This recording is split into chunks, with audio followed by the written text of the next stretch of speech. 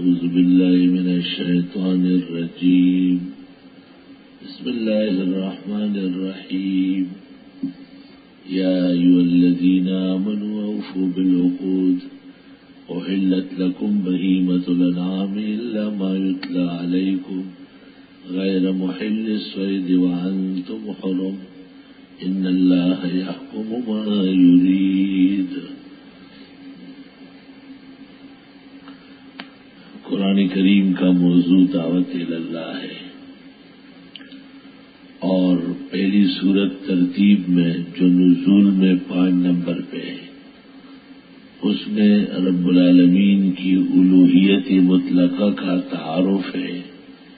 اسماء عشرہ سے 5 ظاہراً 5 مضمراً.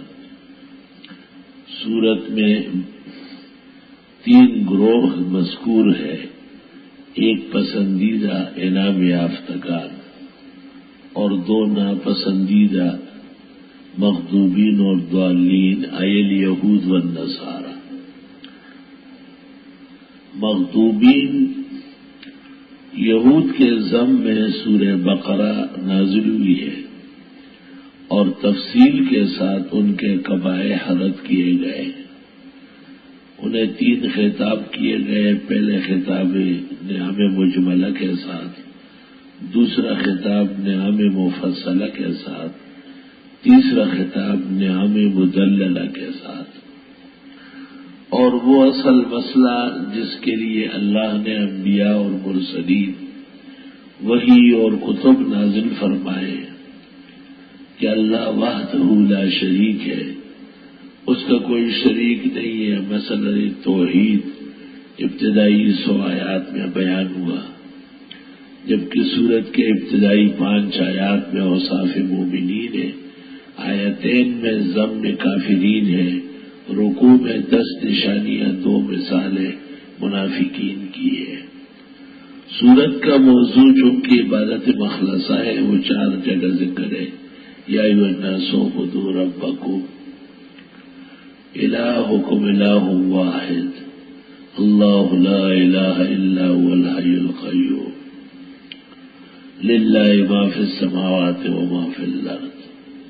101 آیت سے رسالت مع رد شبہات بیان ہے اور 177 سے مسئلہ جہاد فی سبیل اللہ ہے. ابتدائی مرحلہ جہاد کا مجاہد، عسکری، سپاہی، فوجی کی تربیت اور تدریب میں ان کے 5 اعتقادات اور 5 عملیات ذکر ہیں. 4 قاعدے ملکی حالات کے نظم و نسق کے لیے. کتب علیکم القصاص، مقتول سے قاتل کو قصاص کیا جائے اور مقتول کے لیے اس سے انتقام لیا جائے. کتب علیکم اذا حضر احدکم الموت ان ترک خیرا الوصیہ. مال کی تقسیم باقاعدہ شرعیہ ہو، مال کا حصول غلط طریقے سے نہ ہو. جس طرح لوگوں کی جان محفوظ ہوتی ہے قصاص سے، مال محفوظ ہوتا ہے وصیت سے، اور اس سے قاعدہ شریعہ پیدا ہوا. تیسرا قاعدہ کتب علیکم الصیام کہ لوگ افسران عہدیداران مشقتوں کا تحمل کر سکے. اور چوتھا قاعدہ لا تاکلوا اموالکم بینکم بالباطل وتدلوا بها الی الحکام لتاکلوا فریقا من اموال الناس بالاثم وانتم تعلمون. ناجائز طریقے سے نہ مال کماؤ اور نہ کھلاؤ. 16 احکام شریعہ معاشرہ کی اصلاح کے لیے سیاست المدنیہ کے طور پر، اور پھر جا کر انفاق پر تفریح آئی. یا ایھا الذین آمنوا انفقوا مما رزقناکم. اور سورت میں اس انداز سے جہاد و انفاق کے مرحلے ہیں جس سے تنظیم و آداب پیدا ہوتے ہیں.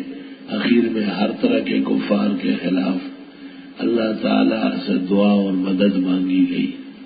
تو سورہ آل عمران شروع ہوئی اور عیسائیوں کے رد میں ہے کیونکہ یہ ضالین کی تفسیر ہے. اور اس سے الگ تحقیق نصارا مراد تھے۔ عیسائیوں میں 6 خرابیاں پیدا ہوئی تھی جو عیسیٰ علیہ السلام کے آسمان پر جانے کے 244 سال بعد پولوس نے آ کے ان میں ڈالی تھی۔ عیسیٰ کل کائنات کے لیے ہے اور محمد صرف عرب کے لیے ہے، ایک شبہ یہ تھا۔ اس کا جواب دیا گیا بہت تفصیل کے ساتھ کہ اللہ نے رہتی دنیا تک اس پیغمبر اور اس کی کتاب کو نازل فرمایا ہے۔ نزل علیک الکتاب بالحق مصدقا لما بین یدیہ وانزل التوراۃ والانجیل من قبل ھدی للناس۔ توریت انجیل کا کام پہلے تھا، اب کچھ بھی نہیں رہا ہے۔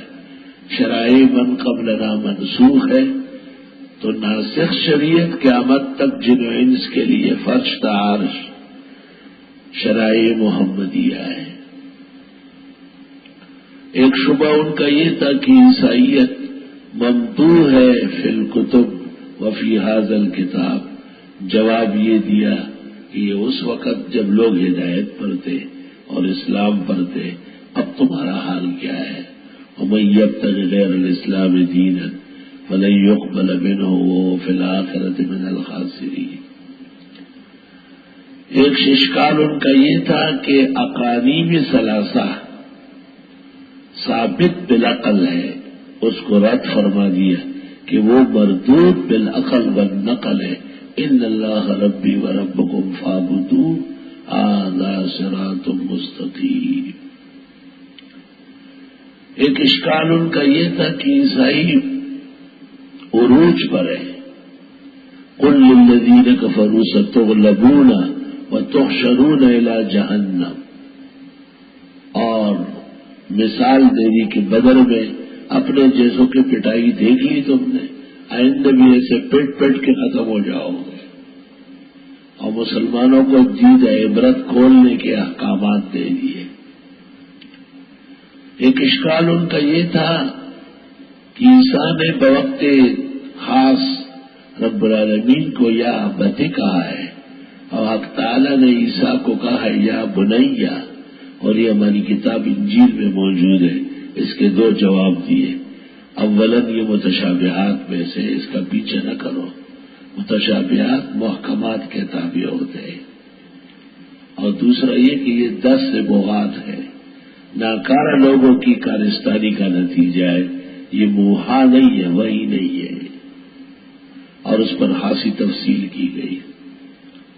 ایک اشکال ان کا یہ تھا کہ خود آپ مانتے ہیں کہ عیسیٰ بغیر باپ کے ہیں، تو پھر ایسا کوئی دکھا سکیں گے کہ بغیر باپ کے ہو؟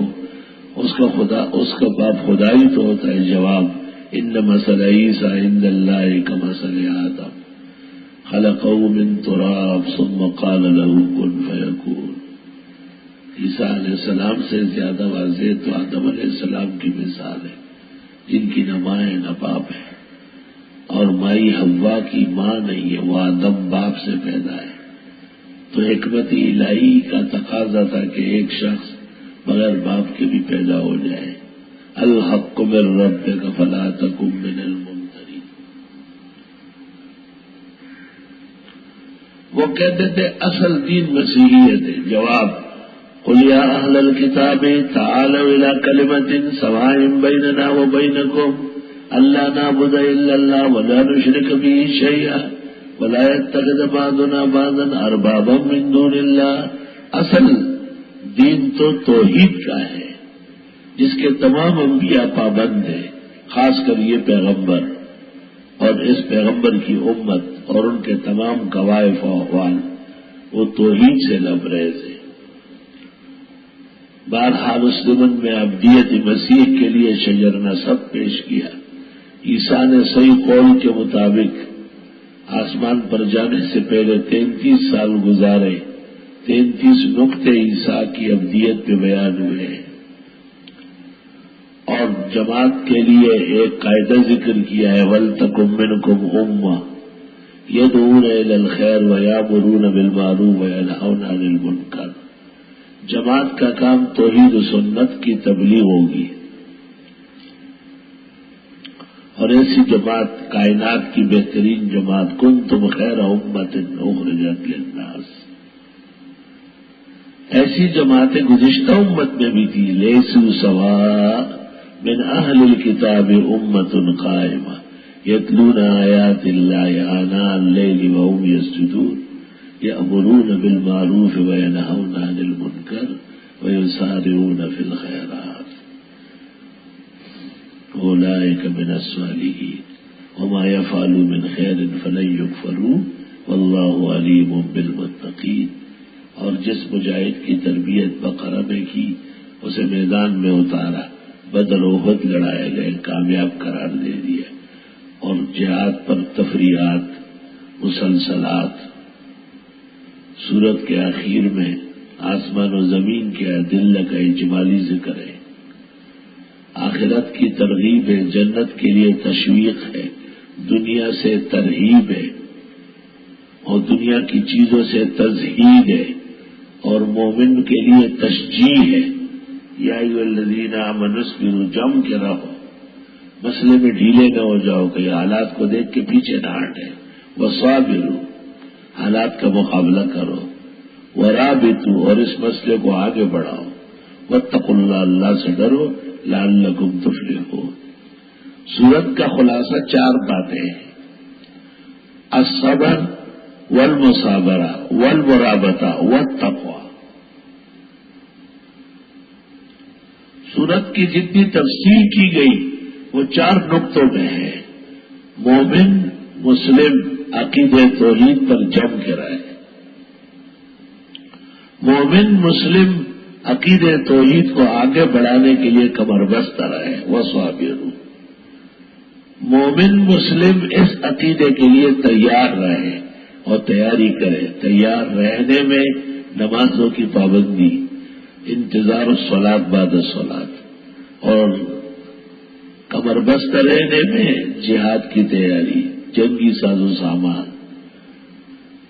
اور یہ سب کام اپنی جگہ، لیکن اللہ کا خوف، اللہ کے لیے پرہیز، تقویٰ، یہ کامیابی کا راز ہے. یا ایھا الذین آمنوا اصبروا وصابروا ورابطوا واتقوا اللہ لعلکم تفلحون. تو سورۃ النساء تقویٰ سے شروع ہوئی، آل عمران تقویٰ پر ختم ہوئی، نساء شروع ہوئی. یا ایھا الناس اتقوا ربکم الذی خلقکم من نفس واحدہ وخلق منها زوجها وبث منهما رجالا كثيرا ونساء واتقوا الله الذي تساءلون به والارحام ان اللہ کان علیکم رقیبا. اور سورت حقیقت میں تفسیر ہے انعمت علیہم کی. منعم علیہ کا بیان ابتدائی 57 آیات میں 16 مسئلے بیان ہوئے. منعم علیہم کے لیے دوسرا حصہ 75 آیات میں 8 یا 9 احکام ہے.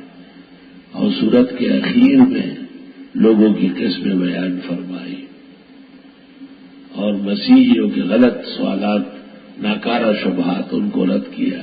لن یستنکف المسیح ان یکون عبدا للہ ولا الملائکۃ المقربون ومن یستنکف عن عبادتی ویستکبر فسیحشرهم الیہ جمیعا. تو سورہ مائدہ شروع ہو گئی. سورہ مائدہ مدنی ہے، 120 آیات اور 16 رکوع پر مشتمل ہے، اور نزول میں 112 ہے.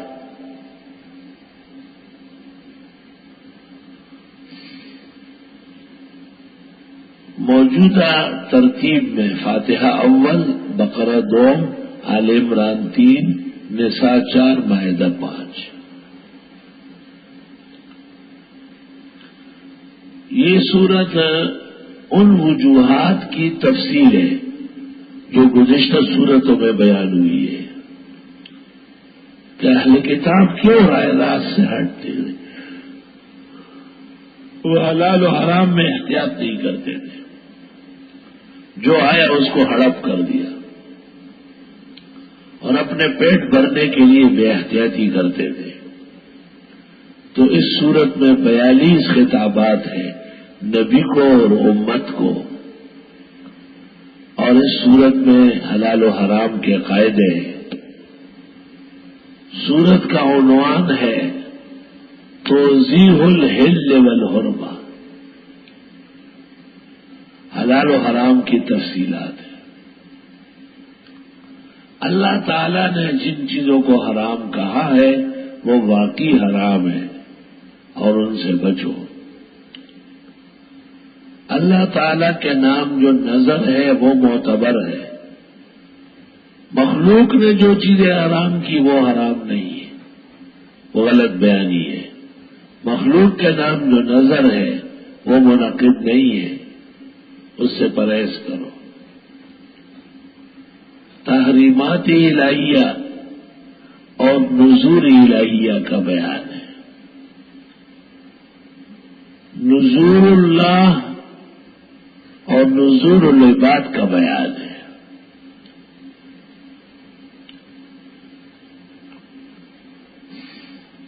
وہ صورت جو پہلے گزری ہے وہ عمومی خطاب سے مصدر تھی، یا ایھا الناس، اور یہ صورت خصوصی خطاب سے مصدر ہے، یا ایھا الذین آمنوا۔ اس صورت میں خدا کا خوف یاد دلایا گیا اور اس صورت میں عہد و پیمان یاد دلایا گیا۔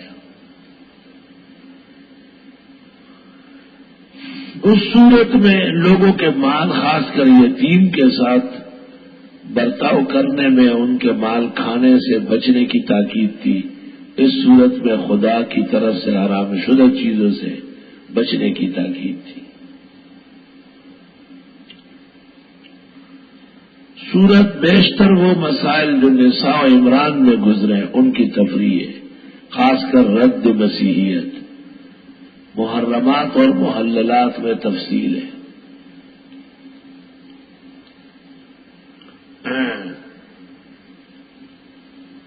سورت کے ربوط بالکل واضح ہے۔ یستفتونک قل اللہ یفتیکم، حق تعالیٰ کے مزید فتاوی مائدہ میں ہے۔ یبین اللہ لکم ان تضلوا، اللہ بیان کرتے ہیں تاکہ تم بھٹکنے سے بچو۔ اللہ تعالیٰ کے تفصیلی بیانات اور بھٹکنے کے مواطن سورہ مائدہ کے اندر ہیں۔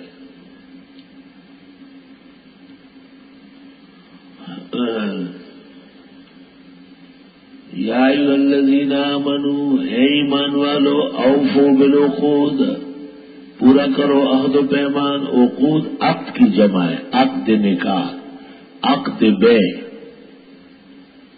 عقد۔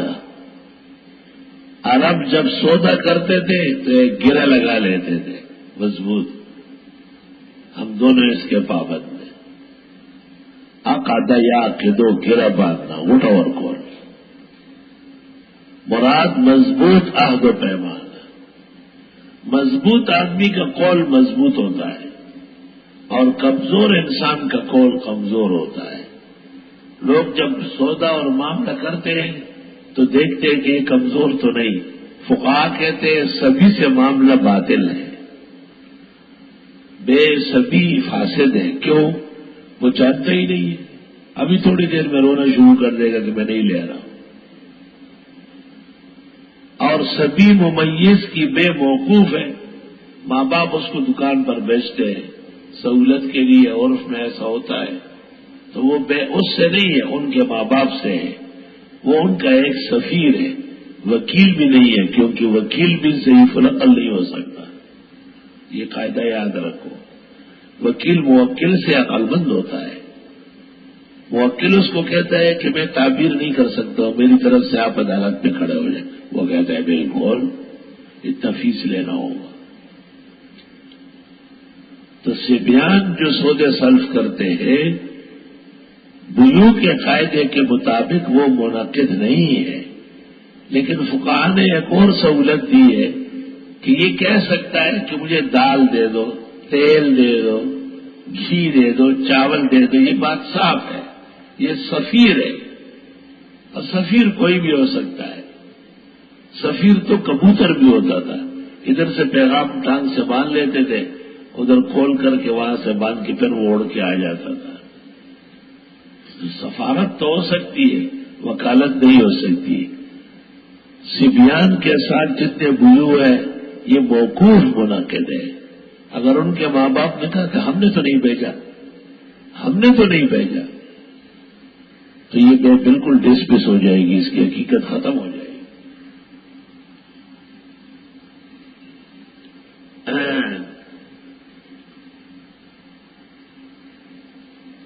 بیوہ خرید فروخت اور ان کے مسائل کا بھی ادراک ضروری ہے. امام محمد تو کہتے ہیں ایمان کا پتہ خرید و فروخت سے چلتا ہے. امانی الاخبار میں بلوغ الامانی میں شیخ زاہد الکوثری نے لکھا ہے، امام محمد سے کہا گیا صنفت فی کل شیء وما صنفت فی الورع والتقوی. پرہیزگاری پر کوئی کتاب نہیں لکھتے، فرمایا صنفت فی البیوع، جس کے خرید و فروخت ٹھیک ہو وہ بہترین مسلمان ہوتا ہے. خرید و فروخت پوری زندگی پر حاوی ہے، کیونکہ بے یا صحیح ہوگی تو حلال ہے یا غلط ہوگی تو حرام ہے، اور حلال و حرام کی حرمت میں سورہ مائدہ ہے یا ایھا الذین آمنوا اوفوا بالعقود. ہدایہ ثالث میں ہے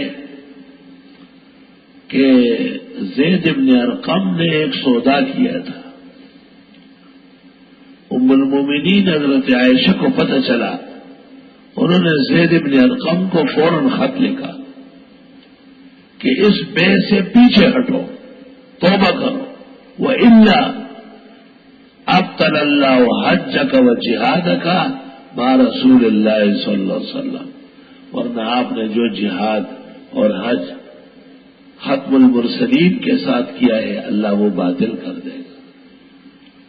معلوم ہوا کہ جو لوگ خرید و فروخت میں غیر محتاط ہیں ان لوگوں کی تمام نیکیاں اللہ نے ضائع کی ہے. سخت اندیشہ ہے بینکروں کے بارے میں کہ انہوں نے ایک حرام کو حلال کہا فقہی لغزش کھا کر.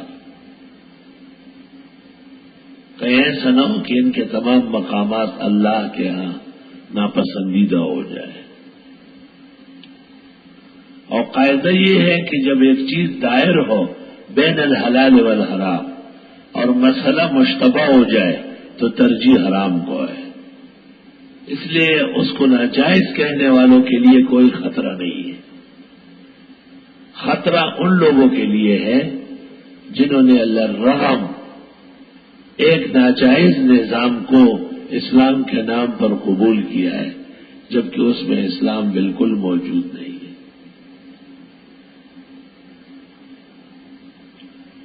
میں پہلے سمجھتا تھا کہ اس قسم کی فقہی لغزش شاید معاف ہے، جیسے مجتہدین کے بارے میں ہمارا نظریہ ہے کہ امام شافعی کہتے ہیں مقتدی کے لیے امام کے پیچھے فاتحہ ضروری ہے.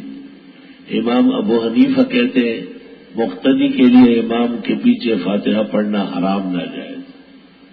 بہت بڑا اختلاف ہے، لیکن دونوں انشاءاللہ اجر پائیں گے، کیونکہ امام ابو حنیفہ کے 2 اجر ہیں، وہ مصیب ہے. شافعی مفتی ہے تو ان کا 1 اجر ہے، مگر ملام نہیں ہے، عتاب نہیں ہوگا. میں اس نظریے پر قائم تھا. بخاری شریف کتاب الفرائض میں ایک واقعہ آیا.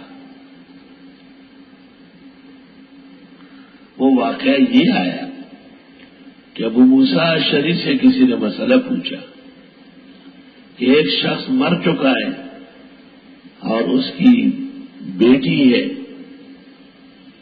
بہن ہے اور پوتی ہے، تقسیم وراثت کیسے ہوئی؟ کتنے وارث ہیں؟ 3. بیٹی لہو ابن و اخت و بنت الابن، یعنی بیٹی اور پوتی اور بہن. تو ابو موسیٰ نے کہا للبنت النصف للاخت النصف للبنت النصف وما بقي فللاخت.